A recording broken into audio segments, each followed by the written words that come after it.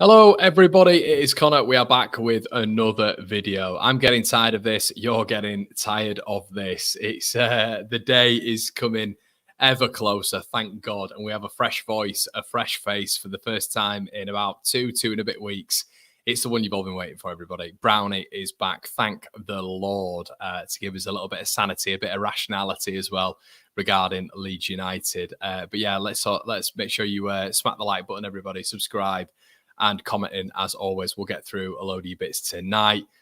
This man has been going through a strenuous time of late. He's been on a stag do and he's not been drinking, as Leeds United beat Norwich as well, and he wasn't at Ellen Road for the first time in 954 years. So we're back with a Brownie now. I welcome you into the building. How you doing, my man? Yeah, I'm good, mate.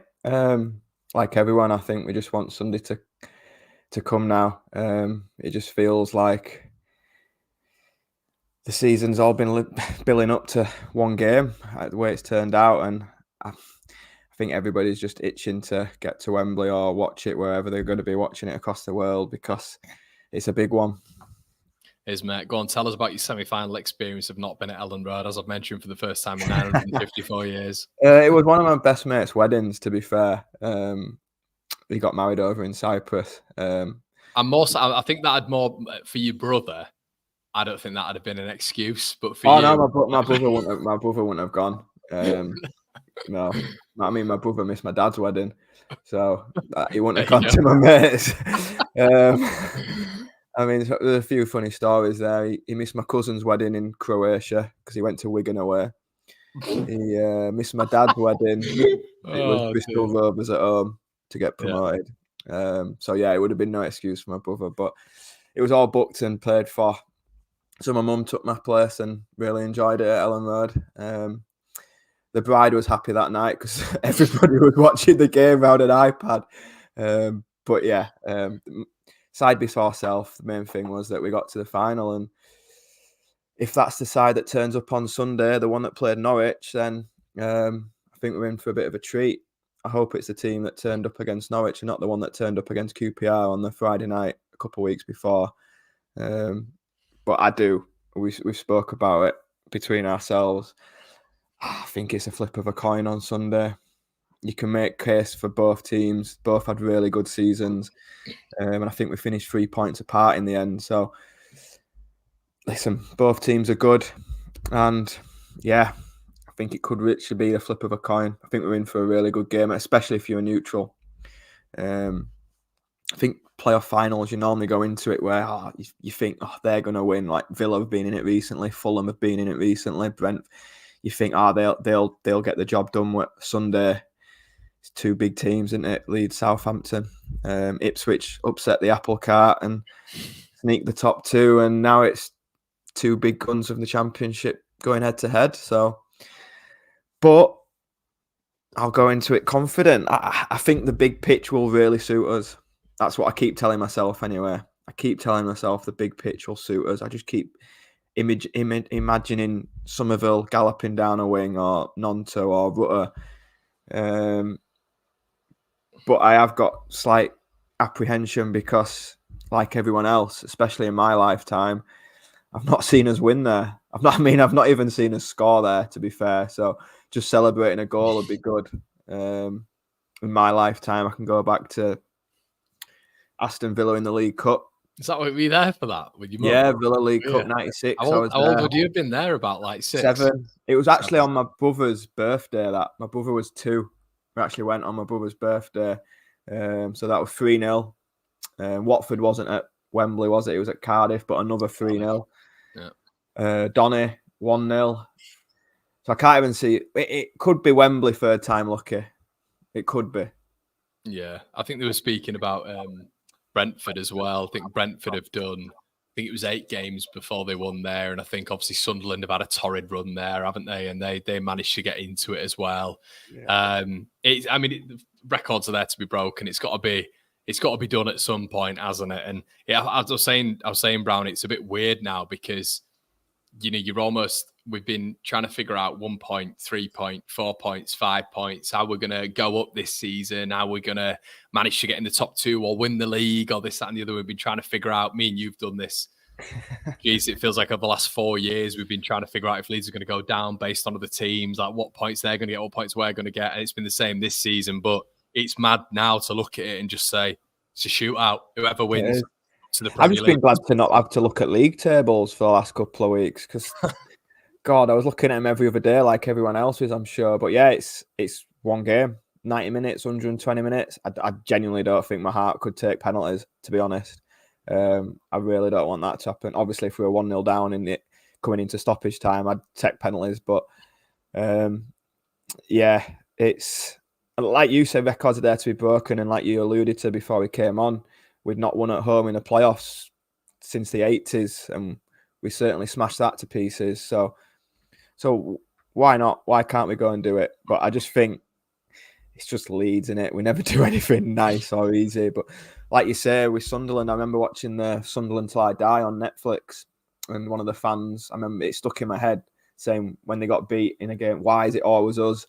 Why can we never have a nice day here? And that's what it feels like as Leeds fans. I mean, what is it? 6 times in the playoffs and we've never been successful. 6, yeah. So yeah, it does have that feeling. Why never us? So hopefully.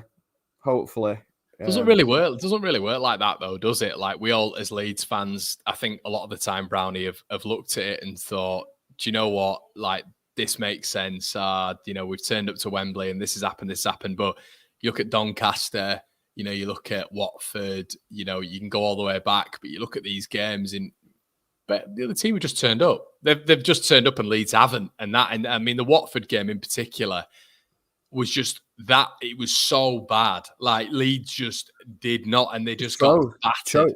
Choked. Completely choked. And that's it, isn't it? I think that's the big thing. We know we can give them a game.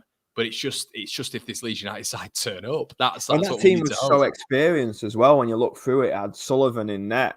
I mean, I think Bakker played that day. Kelly. It was littered with experience. Whereas I think it's a bit opposite this time going to Wembley. When you look at our team, you've got Gray, Somerville, Rutter.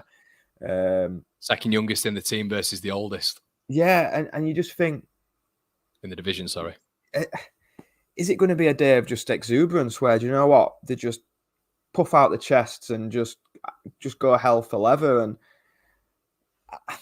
I am excited. I'm excited about the game. I think the first goal will be huge. I think watching the game against Norwich, there was a stat that came up that when we'd scored first, we'd gone on to win 20 of them games and only drew 2. So that's in our favour when we go ahead, that we do seem to be a bit of a machine and either close a game out or go on and be quite rampant. I don't think it'll be as easy as that on Sunday, though. I do think it's 2 good teams going against each other. But we're a good team too. I mean, they won, 25 games unbeaten and still finished below us. So I genuinely don't think there's a favourite in this. I do really think it's a flip of a coin. And like you just said, whoever turns up and handles the occasion. I know it's a cliche, but genuinely when there's 2 teams so closely balanced with quality, I do think it's whoever handles it better on the day. Yeah, 100%. Yeah, it feels like when you're looking at experience and when you're looking at all that sort of jazz, that would work into. I mean, as a previous manager, Brownie, recently as this year with your successes you've had. I mean, in the running, would you have had? I mean, it's very different in it, but would you have rather had raw quality, technical ability, or would you have rather had sort of guile and experience and cool heads in these situations? I guess. Yeah, I think it's. I mean, it helped us the second time we went up, didn't it? The players had been there, done it. When you look at the Aylins, the Bamfords, the Coopers, the Dallas, that I wouldn't say bottled it, but threw away a really good opportunity that first year under Bielsa. And then they'd been there, done that, and they knew how to get over the line. But then on the flip side, if you look at teams, we've been to playoffs 6 times and we've never done it. So in a bit of a relegation battle, I think you do need a cool head and a calm, collected head. But I think at the other end of the table, I think players that are playing with that sort of like flair and just a kind of don't give a shit, basically, just go out and play. I think that could really come into our favour. and I've said this all season though, we're a team And Cooper said it as well, didn't he? He said this side have got no fear. Yeah, and I think you saw that with the Norwich game. It was literally all or nothing.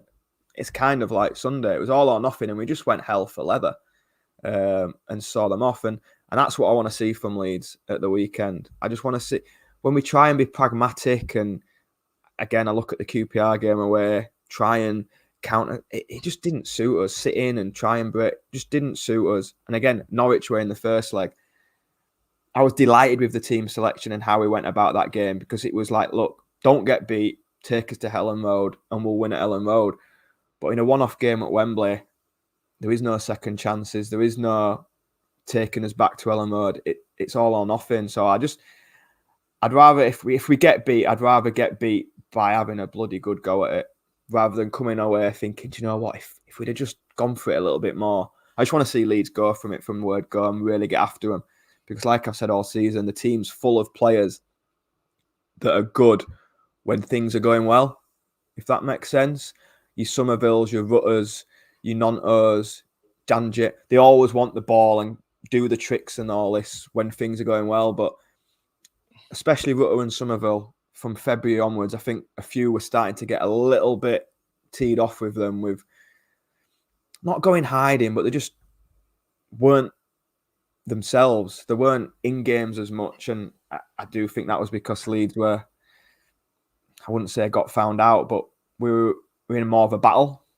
Whereas when Leeds are rampant and dominant, them players just take games away, don't they? Look at the other night, there was overlaps for fun, they were undercutting them, there were 1-2s, there were olays, and I think that's when Leeds are at the best. Yeah, it felt like the other night, we've spoken about it on a couple of streams, Brownie, like I've had a lot of criticisms for Melie. I know you have a lot of criticism recently for Gruev. I've thought at points maybe he's been hiding a little bit and done the easy things. You know, I've mentioned a couple of times, I know from a footballing perspective, mate, you'll probably understand this, but in central midfield, I think the bravest thing you can do is open your body up. I think, you know, if you're closing your body consistently and have that handbrake on and you've got 3 passes in your locker in terms of Gruev getting the ball, going to Melie, going to either centre-backs, I think, don't get me wrong, I get that's his job role, but as a defensive midfielder, we know there's you know, you can do a lot more from that position. And I think the other one for me recently has been, and for quite a while, has been Perot. You know, not really a centre forward for me, a little bit timid. And you do look at it in that last performance, mate. There's an argument for all 3 of them being man of the match. Mele's, even his handling, I know they kept the ball away from him a lot, but his handling from 2 corners was really, really good, came and claimed. That Josh Sargent save was top class. You know, he kept his body strong, he kept tall, and we look at, you know, Brownie, I'll bring you back, and you'll have been there all the way to the St Mary's game when Adam Armstrong chipped him at a ridiculous angle, and he'd already gone to the ground, and he goes to the ground too easily, too quickly for his frame. Yeah. And I've frequently said on here, I should say, mate, that instead of 6'7", he seems 5'7" by how he frames himself, you know, for shots and stuff like that. And I think Peru, you saw a lot to his game the other night. You know, I think it was one of the best games. I think it was one of the best games he played in a Leeds shirt. Brilliant. And that's what I mean, mate. And there's been a lot of criticisms of Kamara. Kamara was brilliant. He was quality the other night, strong, you know, forward thinking. And I think that's what I'm trying to say, mate. A lot of the underperformers were top performers the other night, and that's testament and gives us a little bit of confidence going into it, really. Definitely. I mean, the save for Melie was massive. We were 2-0 up at the time, and I recall back to the Derby game where we had that little calamity at the back, and we were 2-0 up on aggregate at that point, and it had the same sort of feeling. If through on goal, when things are going so well for us, and goals change games, mate. I'm not saying that Norwich would have got back into it and won, but you will never know. But goals change games, change momentum.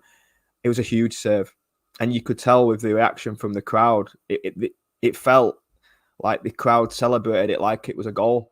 And I think that just shows you how big that save was. 2-1 after all that dominance to begin with.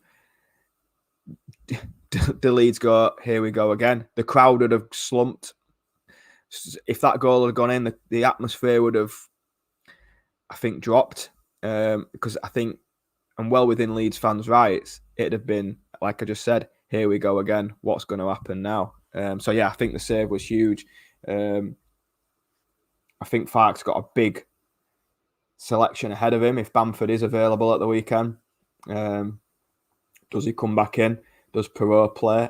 Personally, I don't think you can change the team that played against Norwich. It just seemed to click. Everybody just seemed to be on the same wavelength, on the same page. But we do look better with Bamford leading the line. So I'd be surprised, would you? Yeah, I'd be I really would be massively surprised. surprised, but it is a call he has to make. This might sound harsh on Byron, but I was pleased that Gray went back to right back. I agree. Yeah. We just seem to have more energy everywhere with Gray there. So I think he's got to play there at the weekend. And then you've got Dan James. I don't know if he's fully fit, pushing for a start. But they're good headaches to have, especially if the game is going to go 120 minutes. If you've got the likes of Bamford, James in your locker, that it's a squad that should get promoted. We've said that all season, but we're also playing another team with a squad that should get promoted. So I'm not sure when the press conference is or what, but tomorrow. I'm sure. Is it tomorrow? Yeah. I'm sure that them type of questions will be top of the list because everybody's going to be itching to play at Wembley. I mean, walking out of Wembley with 37,000 Leeds fans to your left-hand side, it'd be a good place to win. But Wembley's a horrible place to lose as well, isn't it? As we all well know. Is, mate. Yeah, the worst, the absolute worst place to lose, I think. But as I said, I mean, you wouldn't have put it any better. You know, if Leeds are to win somewhere, we've had it before where we've won the league. It was in COVID times as well, so it was a bit different, of course. But I even think you'd probably get Leicester fans trading. You know, if they could have traded winning the league for winning the playoffs at Wembley, you know, I'm sure they would have done that. To be honest. Well, I mean, I remember walking. What game was it? It wasn't the Southampton game. It was the one before at home. Can't remember. And it was when we were neck and neck for second. I think the first had kind of gone by that point. Is it Blackburn? It might have been. I knew first was out of the reach. It was literally us for second. And I remember saying to my brother, if you offered me second or a guaranteed win at Wembley, I take Wembley all day long. Yeah, take Wembley all day long. And we even got discussing, would you rather win at Wembley or win the league? And yeah, winning the league's great, but winning at Wembley's, it's bucket list material. It doesn't happen that often, winning something at Wembley. It's never happened in my lifetime. I mean, well, we won the Charity Shield in '92, but I mean, I was crawling around. It is sort of once in a generation stuff. And this generation of Leeds fans especially, have had nothing but chaos. And even the good times, we're in a global pandemic. We can't even really celebrate them properly. So this generation of fans, I think, deserves a good day out at Wembley. These youngsters as well, and we can call them youngsters now, but this lot who were, you know, teenagers, and they've seen even Bielsa and post that, like you have that's classed as success in comparison to my upbringing. I'm telling you that for a fact. This lot haven't seen the turmoil that we've been through, mate. Jesus. I mean, I just think back to the wedding I've just been on, one of the lads who was 18, 19, and you can't, that generation can't remember the Champions League because it's just, they've had nothing but, well, it has been just disastrous, hasn't it? Yeah. And like I say, we get promoted, and only Leeds could be in the middle of a global pandemic and can't celebrate when you get behind closed doors. It's just, I think that's why a lot of them as well don't really understand when a lot of us harbour like superstition and maybe a bit of like negativity and stuff like that, because we're completely traumatized by what's happened with this club before. Like, none of them remember Doncaster in 08. None of them remember Watford in 05. Like, honestly, like what this club has put me through, it's just been horrific. But you get the best times and the worst times with them, don't you? Well, absolutely. I mean, post Champions League, you could probably count on one hand the amount of real jubilation times that Leeds have had. Mine tight. I mean, you've not, obviously, me and you went to the same school. You're a couple of years, 10 or 12 years older than me. But steady on 5. But you know, when we were growing up, it was, if you're a Leeds fan in school, because you had the glory hunters in obviously our school and all this sort of stuff, because we were in sort of a middle ground, weren't we? And you had all the glory. We got absolutely victimised for being Leeds fans at that point. It was awful because we were just. That's what's been good. Obviously, working in and around schools. In the last few years, it's been great to see so many kids wearing Leeds shirts rather than PSG or Man City or Man United or Liverpool. It's been great, and I think again, it would be massive for the club to be promoted. But I'm not even thinking about that. This might sound really selfish, and I think this might sound daft. I'm not even asked about the Premier League. I just want to win at Wembley. I just want a win at Wembley in my lifetime, because there's a high percentage of Leeds fans now that have never seen it. Yeah. You can play in the Premier League. We could not go up, and we could go up first, second next year and be in the Premier League, and we're at Premier League football. Brilliant. I want a win at Wembley. What are your thoughts on this? I mean, I haven't missed it. I'm not going to lie. I've not missed VAR. Do you know, I've got a horror. You just think that the ball's going to go into the net and Leeds fans are going to be going absolutely mental, and then we'll have to pause for 2 minutes and it's going to be excruciating, isn't it? You just know it's happening. I think with a lot of the bad calls that Leeds have had this season, maybe it might be a good thing, but I have not missed VAR, and I know the Premier League are voting on whether they scrap it or not. I don't think anybody would be disappointed. No. I genuinely don't. Goal line technology, yeah, keep that. I like the automated offsides that they use in the World Cups that don't take 4 days to draw lines and draw lines from armpits or toenails or whatever they're drawn for. I like the way they do it in the World Cup. That seems simple. It's like a sheet of glass, and if you've got something past it, then fine. I don't know. I just don't buy the whole validity of VAR. I think it's so subjective. VAR in other sports, tennis when they got Hawkeye, and cricket where it's hitting the ball, tracking of the stumps, it's black or white, it's yes or no. Whereas in football, you could see something different to me. I could see something different to one of the listeners. It genuinely is just chaos. Would you set up any differently if you Leeds? And I don't mean that strategically or anything like that, but would you push the defence up a little bit higher? Well, I did like Armstrong at Elland Road. I'm not going to lie. I thought he were lively for Southampton. I thought he's class. He's class in it. He's class in it for this level. Yeah, he's a worry. But this might sound and come back to bite me on the arse. But I did leave Elland Road when we played Southampton thinking they weren't even great. No, they've got good players, but they weren't even. They were so there to be got at. And when the game had gone, I mean, I thought it was sensible. Fark took off literally everybody for the last half an hour. We finished that pitch. We finished the game with Geldhart centre midfield. It was just more us being awful, wasn't it? We were but that game we started so well. We started so well in that game, and then they went down the other end, and lo and behold, one shot goes in. But that genuinely was. I'm not blaming Melly or anything like that. That's how we seem to be towards the end of the season. We have all the play, they get a shot, goal. Yeah. But yeah, even at Southampton at their place, we had so many chances second half. But goals win games, and they've beat us twice. But if we'd have beaten them twice, would we be going to Wembley any more confident? And I don't think we would. I think we'd still be going.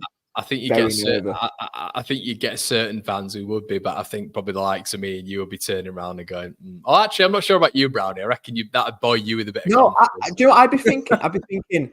We've beat them twice.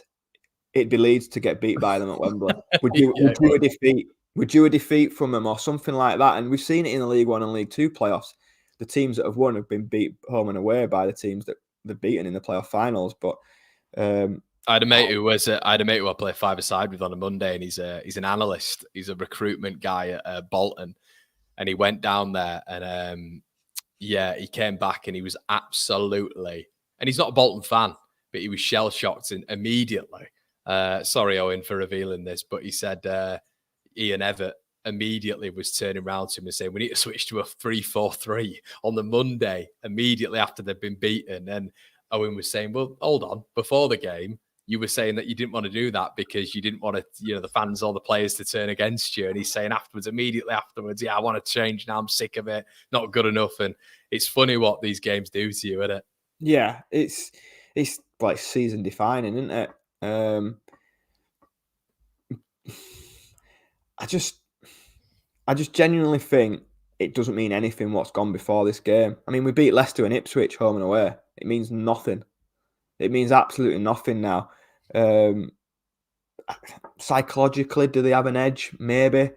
But I don't think the likes of Rutter, Somerville and that will be going into this game thinking we've been beat by these twice. I don't buy that at all. If anything, they're going into the game thinking we've been beat by these twice.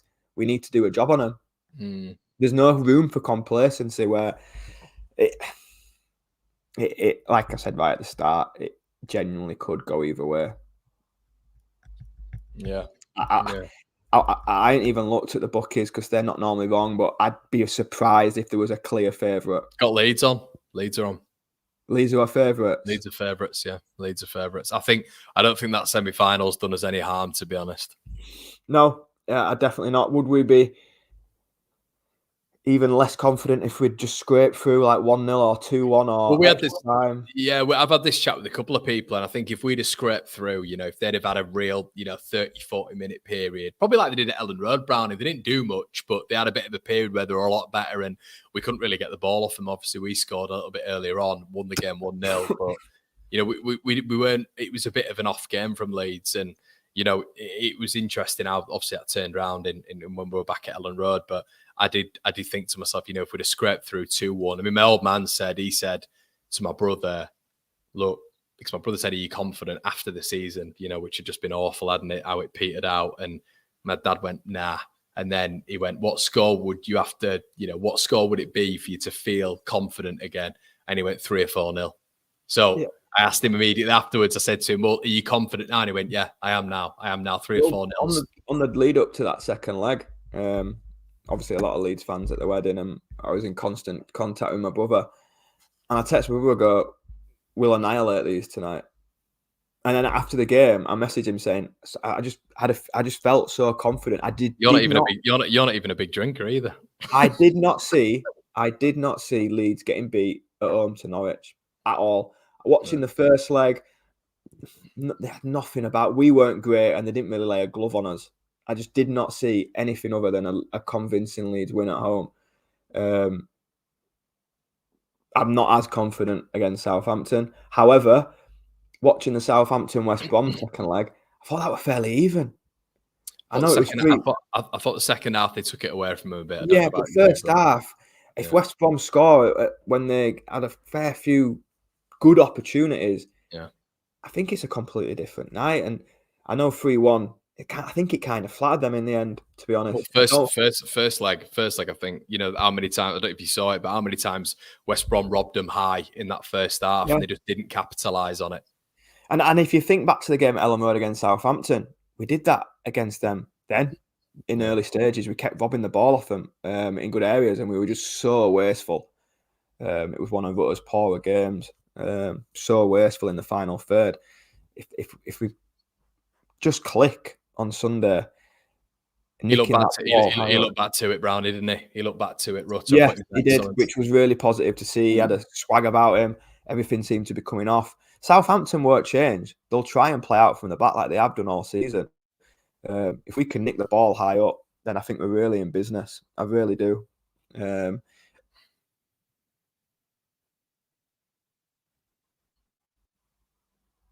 got me?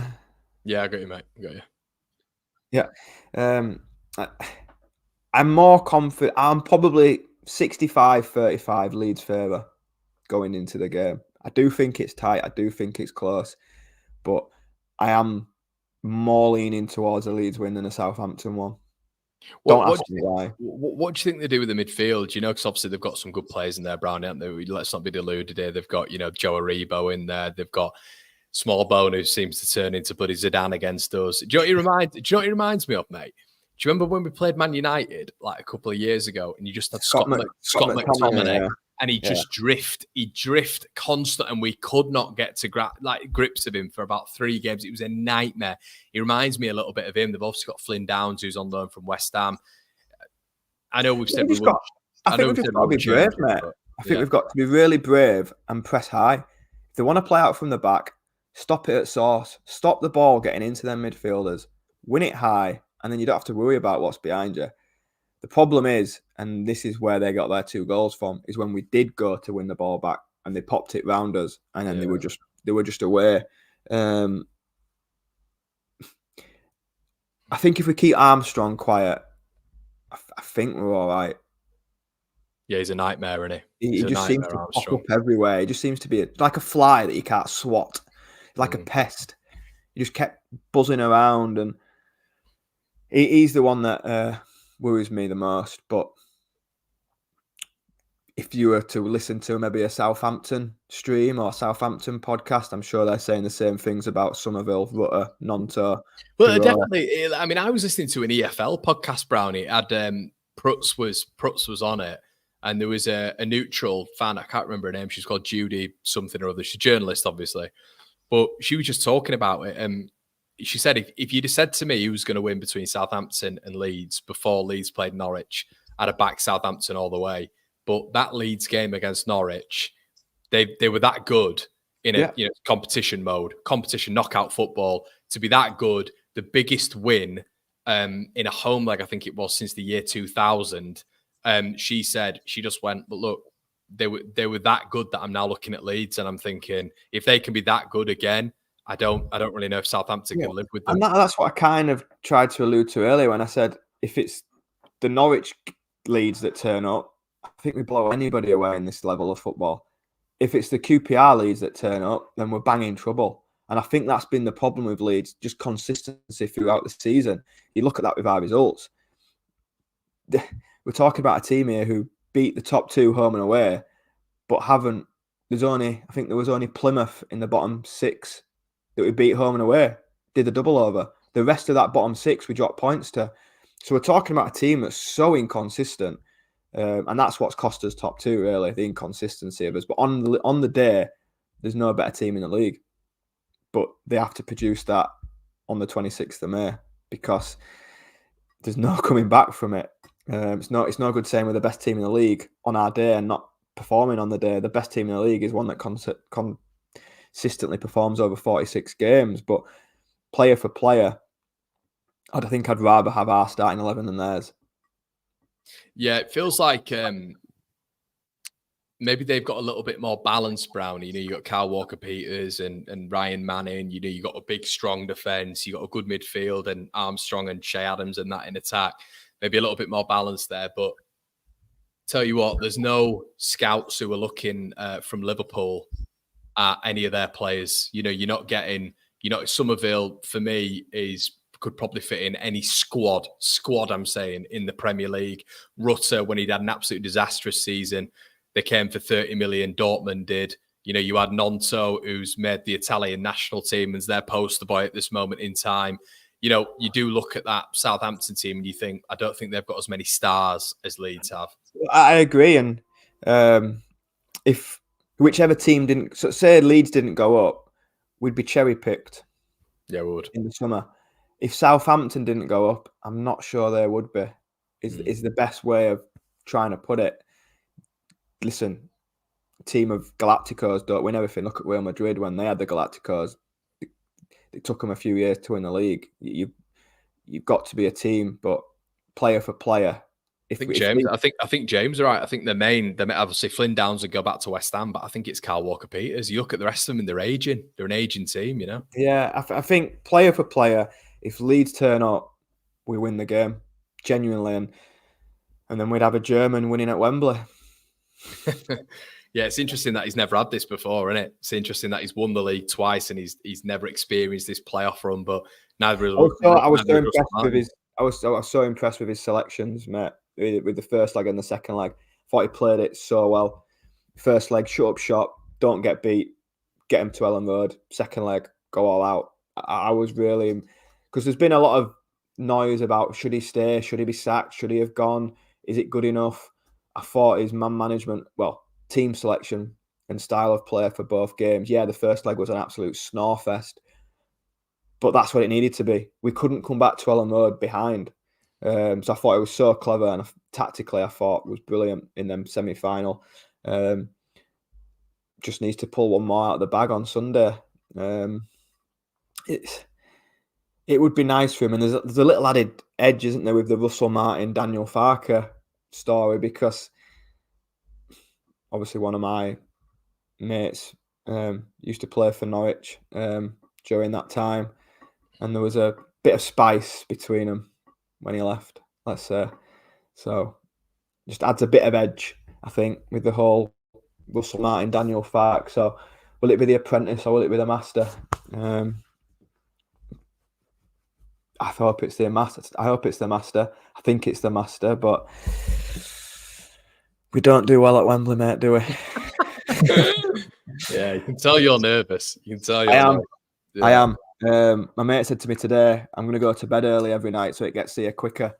And I'm thinking I'm staying up till 3 o'clock every night so it don't get here any sooner, because it's Say its number one fan has said Shea Adams not in any training pictures or videos did he again. Go off injured at Ellen Road? But I don't know. Did he play in the semi-finals? No, he didn't feature in either. No, I'm sure he went off off at Ellen Road injured. It's him and Ross Stewart in it. Ross Stewart obviously come back, and apparently he wasn't in any training videos either. I'll tell you what, mate, I'll be happy if Shea Adams in there. Can't deny that. If he wants to take Adam Armstrong with him as well, he can do. Yeah, that'd be nice. Yeah. Either him or Stewart. I'd like it if Stuart Armstrong wasn't playing either, to be honest. Yeah. I don't. When you say I'm nervous, like I said, it's not the Premier League football that's bothering me. I could live with being in the Championship for another year. Don't care. That might sound daft. The only reason people want to be in the Premier League now is money. That's the only thing. The global part of it, just the prestige that you're in the Premier League.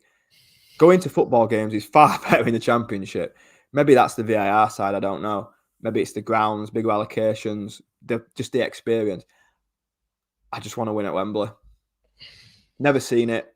Could be once in a lifetime. It's bucket list stuff. That's where I'm coming from. And I think, like I've said, I think our fan base deserves it.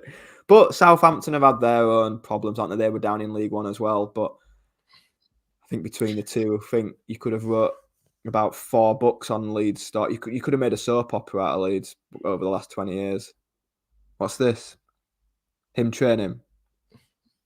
It's annoying, isn't it? Someone said it in the comment section below, and I was like, "Nah, there he is." It is what it is, mate. It is what it is. You got to. We play our game, and we just can't worry about them. Can't worry about them. We're just going to do our own thing, and if we win, we win. If we lose, we get on with it. A lot of people are saying they'd prefer Southampton to West Brom, and I just couldn't understand it. I just thought West Brom would be a lot more disciplined and wouldn't be as gung-ho. But maybe that plays into our hands. We've struggled against teams that have been disciplined. When teams have come at us, we've picked them off for fun with the pace we've got. So if it could be a really good team to face, which sounds daft because they've beat us twice. I think, like you said though, like taking a bit of confidence out of it. That last game at Ellen Road when they beat us, we were just absolutely shocked. Like they're gone. They'd absolutely gone. We'd just been battered by QPR, and you could see it, couldn't you, Brownie? They started well, but they just faded. We started well, and the atmosphere was awful. Flying. No. To start the game. Start with the game. I felt like it was good. The minute Ipswich scored, flat. The day just went. As soon as Ipswich scored against Ipswich, I think after like 20 minutes or something, it just was so deflating. I think everybody, fans, players, everybody were just done. They knew Huddersfield weren't coming back to win. You saw with the substitutions, second half. I'm not reading too much into that last game of the season whatsoever. I'm really not. I don't think it matters a dot come Sunday. Because if it did, Southampton would be already gearing up for Premier League. It'd be interesting to ask Southampton fans how they feel.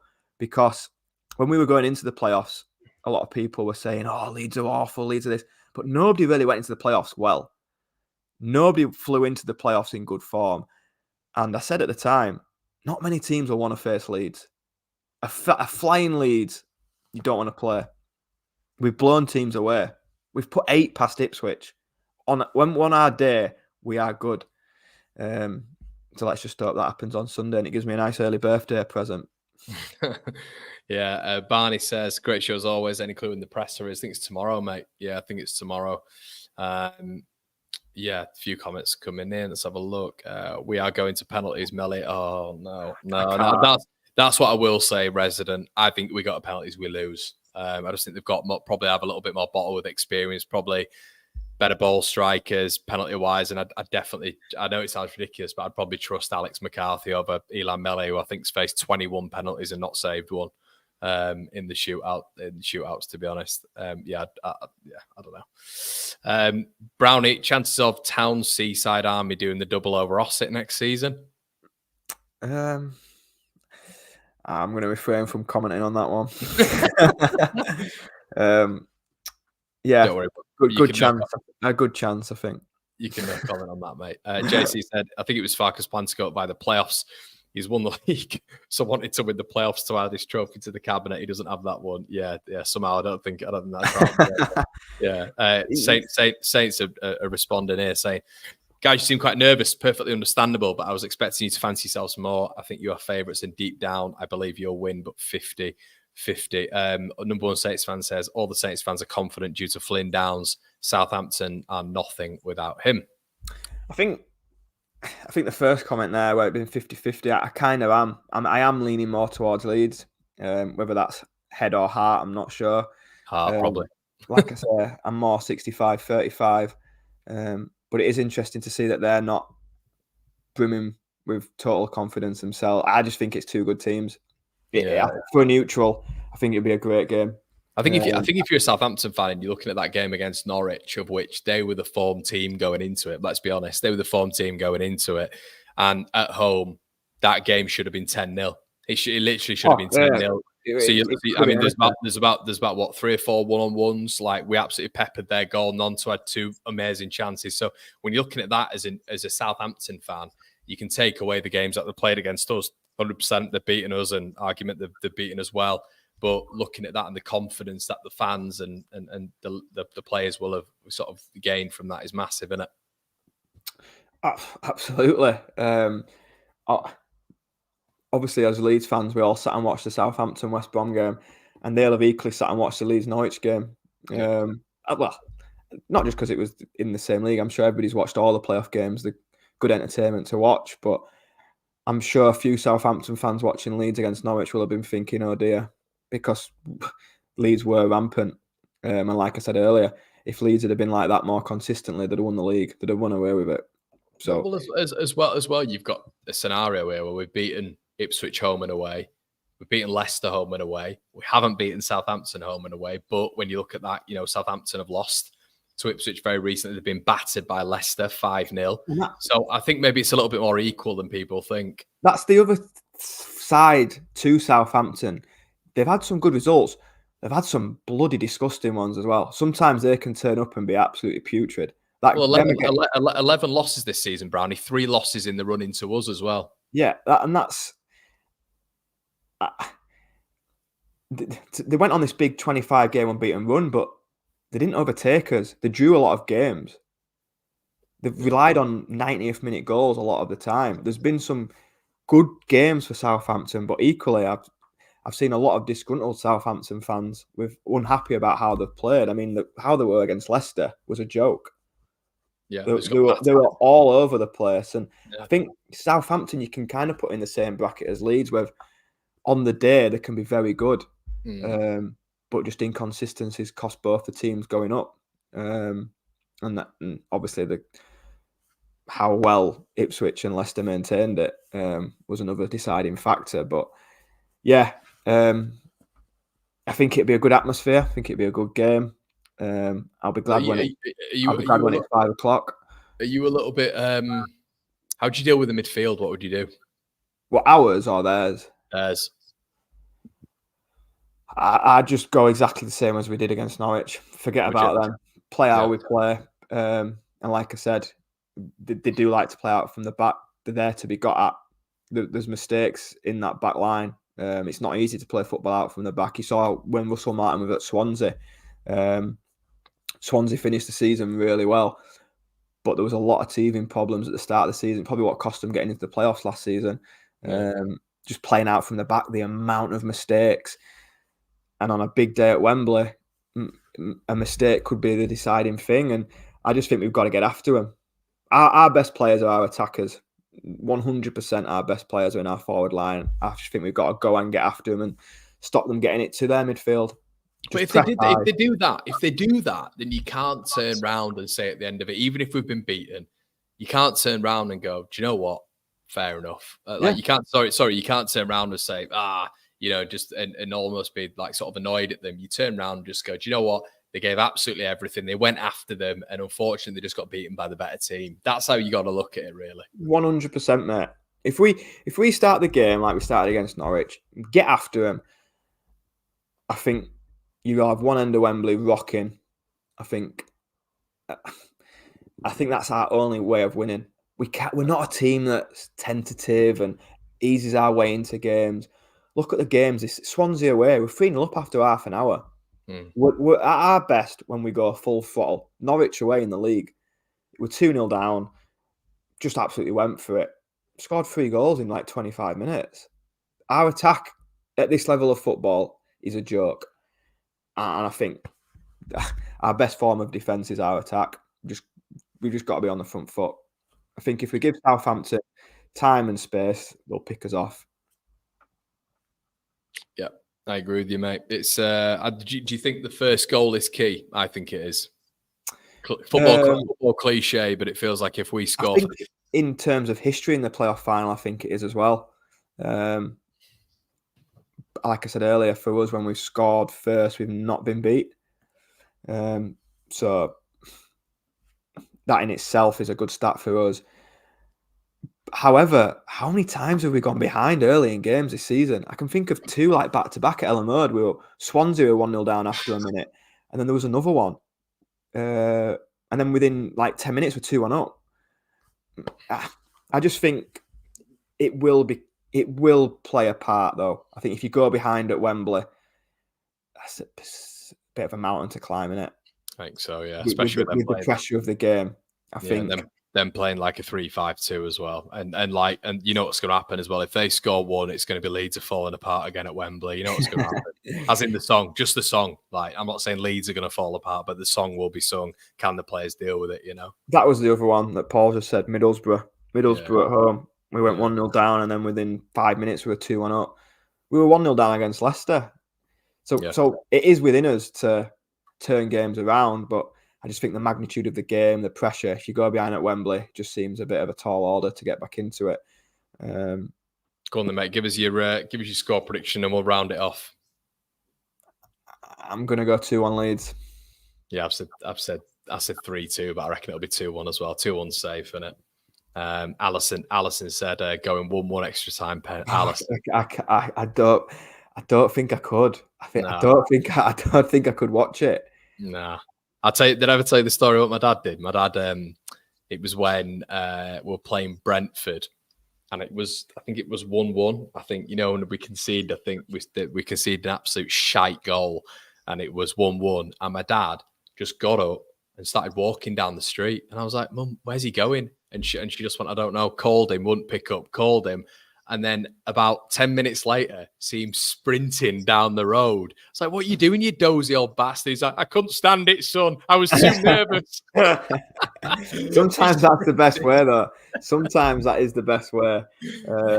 Sprints back in. I think we scored. I think Harrison buried it like 2-3 minutes later. So yeah, and that's what I'm kind of saying. Like, it's going to be a great day, but I can't wait for 5 o'clock when it's over. Imagine running the fan channel, mate. I'm exhausted. I'm absolutely exhausted. Then you've got if we do get beat, does Farke stay? Does he go? Somerville's going. I just can't be bothered with another season of turmoil. I honestly don't think it'll be turmoil, though. I don't think it will be. I think it'll be I think it'll be more in house than maybe we think. To be honest, I don't think they're just gonna have a fire sale. You know, how I see it is, I think you probably see Rutter staying. I think you see Archie staying, and you're probably going to see Somerville and Nonso go. That's how I think it's going to go. But it's all the rest, mate. It's Rodon. It's it's Con Roberts. It's plays in the last 12 months. Firpo. Obviously, Ayling's going to be going. Cooper's going to be going as well, probably. There's going to be a lot of turnover, mate. A hell of a lot of turnover. So, yeah. But it's not going to happen because Somerville's going to wheel away. Yeah. I just keep picturing Somerville cutting in and curling one into the far corner like he's done all season. Yeah. And he does it in clutch moments as well, doesn't he? He's done it against Watford when we needed him to do it. He's done it against Borough when we needed him to do it. He did it obviously. He's done it like so many times. And he's that player in it. And if he's tripled, quadruple marked, Rutter can step up. Either that, mate, or Bamford steps up for a penalty to send us to the Premier League. I don't even know how if he steps up for a penalty and scores and sends us to the Premier League, I don't know how I'm going to deal with that. I'll probably come on a stream the next day and say, right, his stock's high, sell him. Sell him. And then you'll get, honestly, everyone will want to give him a 15-year contract then. Jesus Christ. I wouldn't envy any of the players stepping up for a penalty. Nah. I don't even want to think about penalties. Alisson, what have you done to me? Don't want to think about him. I'm thinking about it now, to be honest. Right, we'll leave it there. Brownie, as always, mate, it's been an absolute pleasure. It's been good. See you on the other side, mate. See you on the other side, mate. And guys, if you're just watching this now, it's been nearly an hour with me and Brownie. Make sure you like him if you want to see Brownie on again, which I'm sure I'll be back on. And it has been an absolute pleasure. And Saints, have a good one. Hopefully not at the weekend. And we'll see you on the other side. Cheers.